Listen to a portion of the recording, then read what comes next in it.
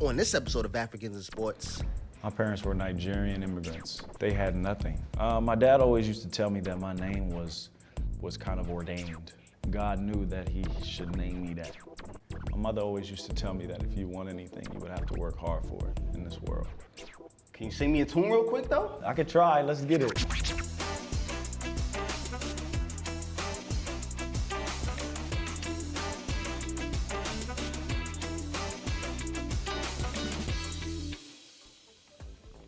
What's going on, Africans and Sports fans? I'm your host, Chris Kosisi Strong, and today we're in the Nat to sit down with the NBA all-world athlete, sweet singing Victor Oladipo. What's going on, bro? What's up, baby? How you doing, you all right? How you, man? I'm good, I'm doing well. I see you doing your thing, getting back into the swing of things. How you feeling? I'm feeling good, man. Just taking it one day at a time.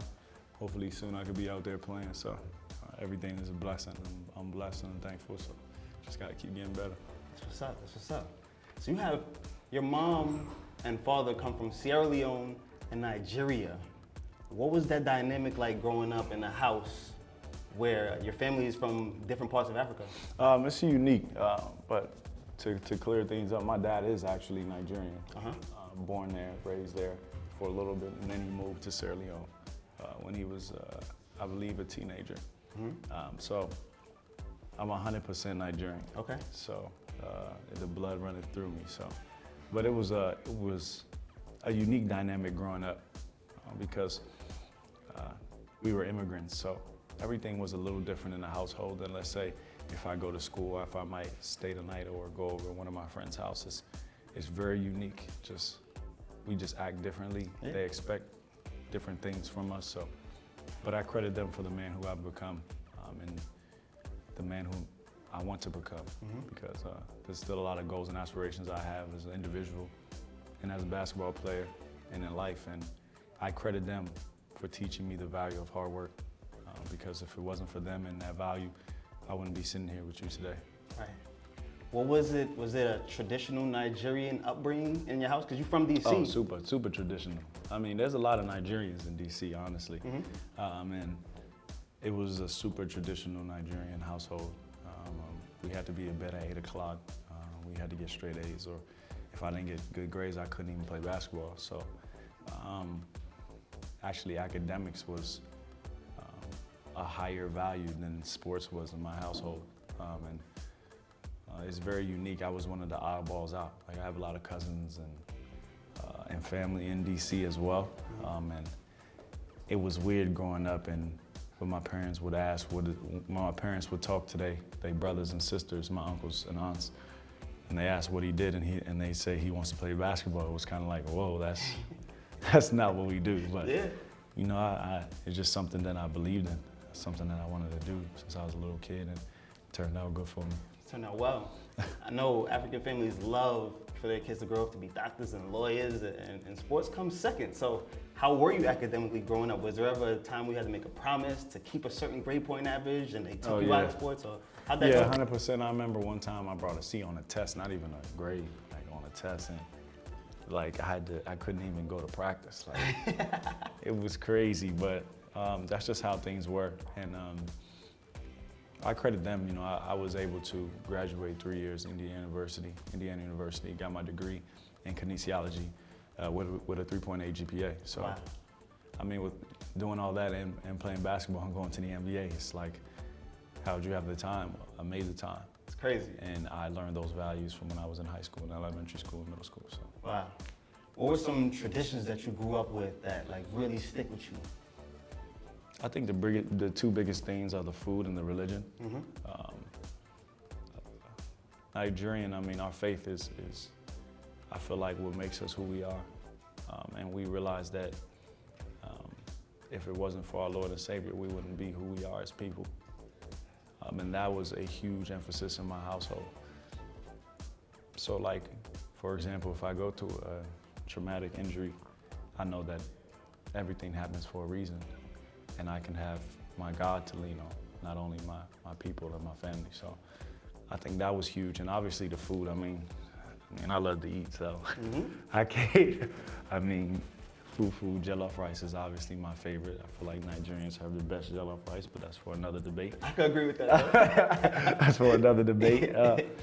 But you know, it's interesting because, you know, I wasn't born and raised in Niger, but I tell everybody I'm 100% Nigerian because not only does the blood run through me, but all the values, all the beliefs, all the practices were practiced in my household. And my parents did a great job of making sure that I took those values and applied it to my everyday life, and at the same time, become who I am as a person. So be myself with a little swag to it, because I mean, Nigerians, you know, we got a little swag. Yeah. Speaking of the food, I'm big on food, and I've had plenty jollof rice, but can you cook? You know, growing up, they wouldn't let me get in the kitchen because I would always ask questions, and my mom would try to focus on cooking, but I told her, you know, one day she's gonna have to teach me how to make hers because hers is the best. So, yeah. But unfortunately, I can't. I'm not the greatest cook. I could dib and dab with some stuff, but I wouldn't call myself a chef or anything like that. What's your favorite meal? Well, I mean, jollof rice, hands down, with a little bit of egusi on the side. You know. What's that? Egusi soup. Yeah. Man, I don't even know how to explain it. I would just say it's heaven on earth. I like that. That's really, I like that. It's heaven on earth. That's all. Period. It's fire. So my mom be making it for me when she comes. So I love the holidays because she always cooks, and it's just amazing. You know, I was telling somebody the other day that sometimes I can wake up and smell my mother's cooking, and nobody could be cooking. Mm-hmm. And sometimes I believe like, it's a comfort there. Does that make sense? So when she comes back and she cooks and you smell the cooking and you come out, it reminds you of your childhood and the warmth and the comfort of the household as a kid, and you know you were secure there. So when she brings that spirit back, it's awesome. I know exactly what you mean. I'm fresh from home just now. My mom cooking up that Jamaican food just got me. I know what you mean. Do something to the soul. Exactly. Especially with his mom. That's a fact. Give me the biggest lesson that you bring with you today in NBA when you were growing up in that Nigerian household. I think the biggest thing that I take with me, my mother always used to tell me that if you want anything, you would have to work hard for it in this world. My parents were Nigerian immigrants, and they had nothing. I remember when my dad had to work 3 or 4 jobs, my mom was in school, and me and my sister shared the same mattress. And we got out of that. Mm-hmm. So there's nothing I don't believe I can ever not come out of. No matter if it's this injury, a small injury, getting traded twice in 1 year before becoming an All-Star the next year. Mm-hmm. Like, there's nothing I believe I can't do. And it's because of the way I grew up and what I had to go through with them being the generals of my life. You know what I mean? So. Yeah. That value right there in itself has gotten me to this point, and it's gonna get me to where I wanna be, and that's the greatest in the world. So that's all I'm focused on, is being the best. And even now, even this injury, you know, people are like, how's he gonna come back? What is he gonna look like? I'm gonna be better than I was. It's simple as that, because I know what I have to do, and I know I can put the work in and get to where I wanna be. And I know I could be the best, so. That's all I'm focused on doing. I believe you, man. After watching you out there too, like I see it. all those naysayers, they're gonna eat their words. I can see it. Facts. So you grew up with 3 sisters, right? And one of them is your twin. Yeah. What's it like being the only dude in this family? Oh, it's very unique, for sure. Mm-hmm. Because my dad, he worked a lot. So, you know, his stronghold wasn't always being around and being, you know, kind of immersed in the family house. He was trying to provide, so he was always working. My dad wore a suit every day. Never seen him wear anything else other than a suit. And to this day, I mean, I see him wear his native now. You know, he retired so he can relax a little bit. Yeah. But, it was a very unique dynamic growing up with them 4. At times, you know, it can get lonely because you're a male and you can't really go to them and speak to them. Yeah. And you know, there's always that fear factor of you and your father, especially in the Nigerian household. It's like that fear of you and your father. Yeah. Like you don't want to necessarily go and talk to him about everything because you don't want to let him down. He's your disciplinary, so you don't want to get in trouble. So at times it did get lonely, but I had my God to talk to. And at the end of the day, like, those girls taught me how to be a man. I'm not a perfect man by any means, but I think I'm a good man.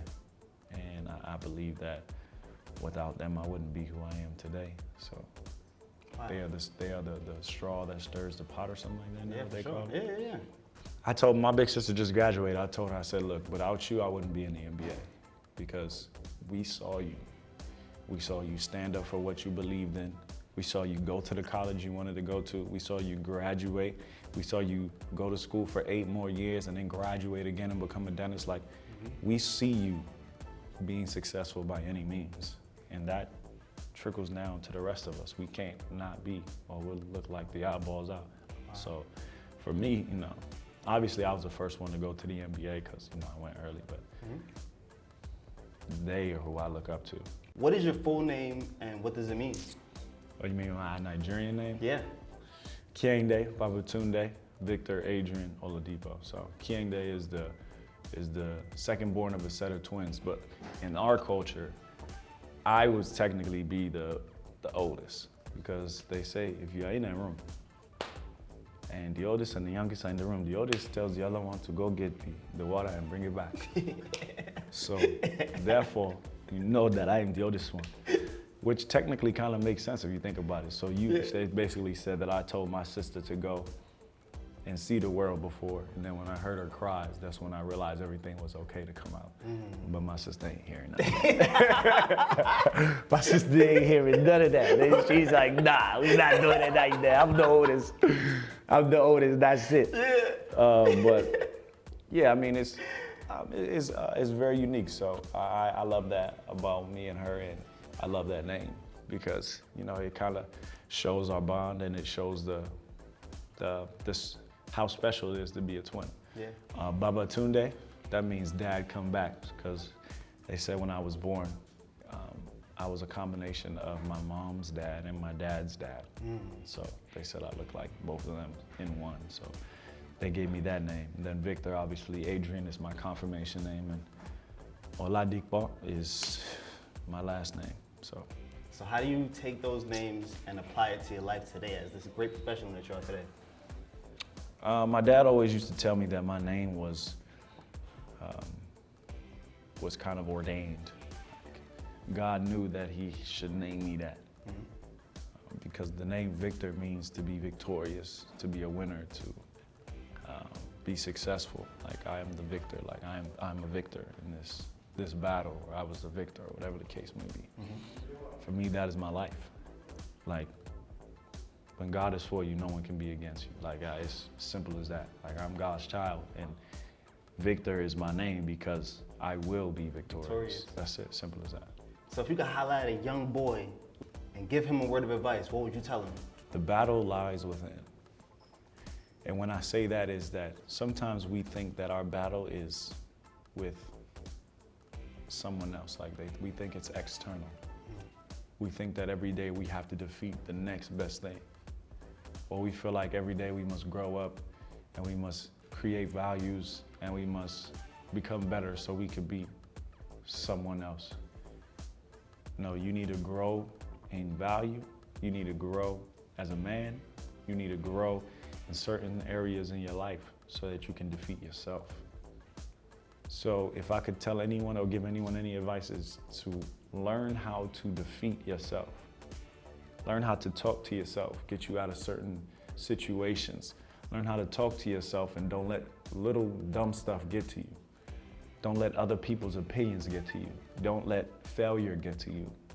Don't let success get to you. Just know that you'll always, always figure out a way to come out on top. Because when you master your mind, you master everything else is easy. I'm telling you, once you master your mind, and it's not going to be easy, it's going to take some time to master your mindset. Once you master your mind, everything else will take care of itself. I love that. I love that for myself, too. You're talking to me, too. So Facts. I appreciate that No myself, problem, man. no problem. I'm a big music head. Like, it's Yeah, my for sure. heartbeat, bro. Like, it makes me tick. I feel like you the same way. 100%.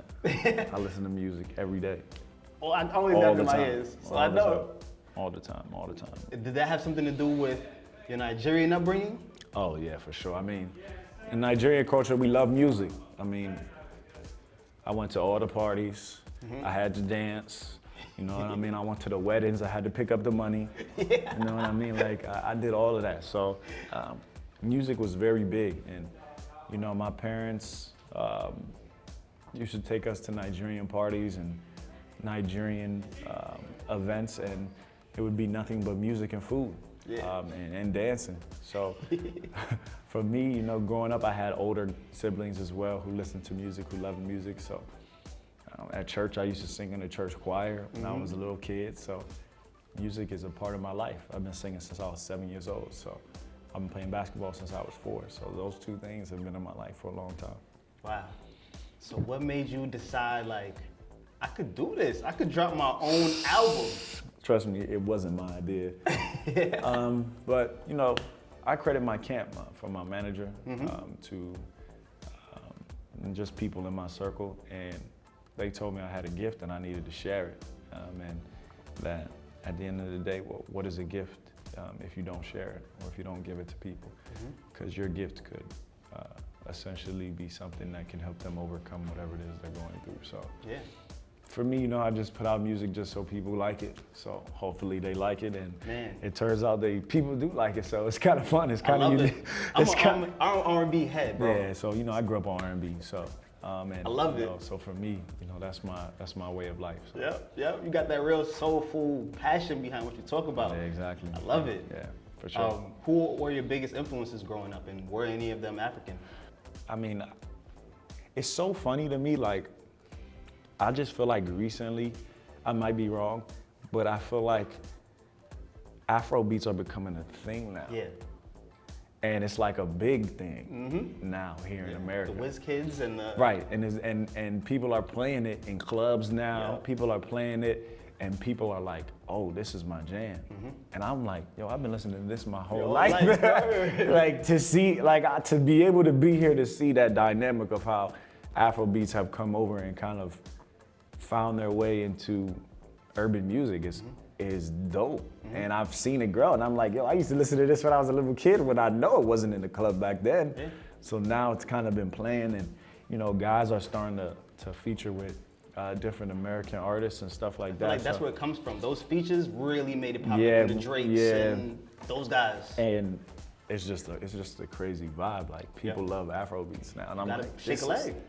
Amazing, because I love them. You know what I mean? I grew up on them. You know, my mom used to listen to them, and to see how it just keeps getting bigger and bigger. Hopefully, I can make an Afro beat album coming soon. You trying to do that? So we'll see how it works out. You know what I mean? You got some big features on your album. Like, is that you hitting Tory Lanez or Eric Bellinger up yourself? Yeah, and it's crazy because I was lucky enough to befriend Eric Bellinger real close. Like that's like my brother now. Him and his manager Neiman are like my brothers. So, you know, they're really plugged into the music world, and it's so easy to reach people through them because they know pretty much everybody. Eric's written songs for everybody.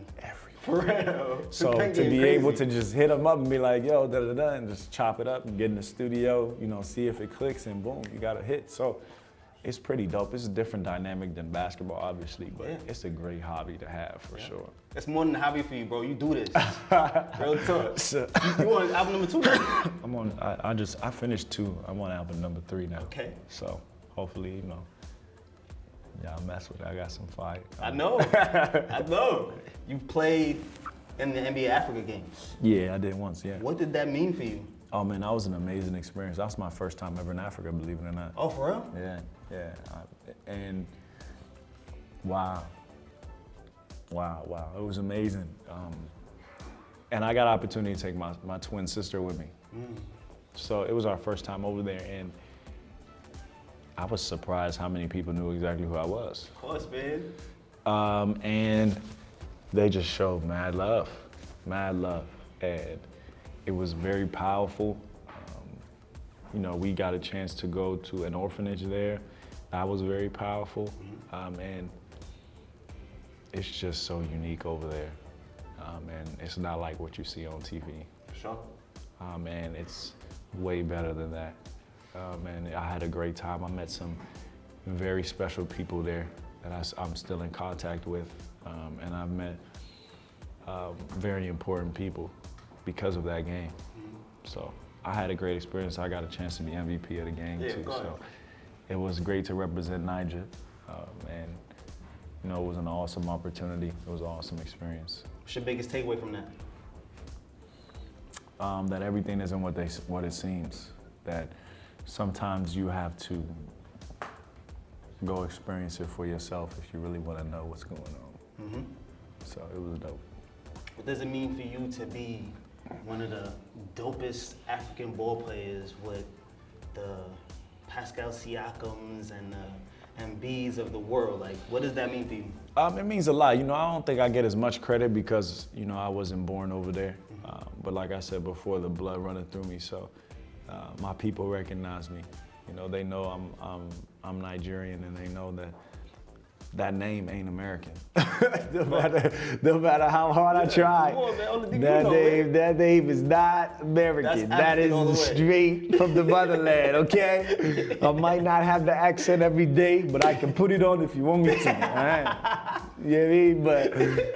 But you know, they recognize what it is. You know, I might not get as much love, you know, because, well, I mean, I might not get the recognition of being, you know, from over there and everything like that, but it's an honor to represent them because they are my people. Yeah. The blood running through me, the same blood that run through them run through me. Right. The same wants, the same taste buds, I got it.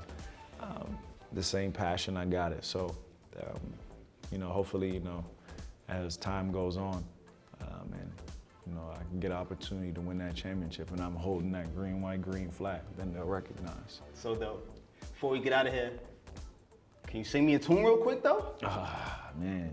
You not feeling it? I could try, let's get it. She walks by me every day. Her love's all the same. The woman that stole my heart, and beauty is her name. I hope that I can make you mine before another man steals your heart. And when that beauty is mine, I swear we will never be apart. Yeah. Body that. Yo, I'm your host, Chris Coseezy Strong. That's the multi-talented Victor Oladipo, representing Nigeria and DC. For Africans in Sports, we out of here, baby. Peace and love. Thank you so much for checking out this episode of Africans in Sports.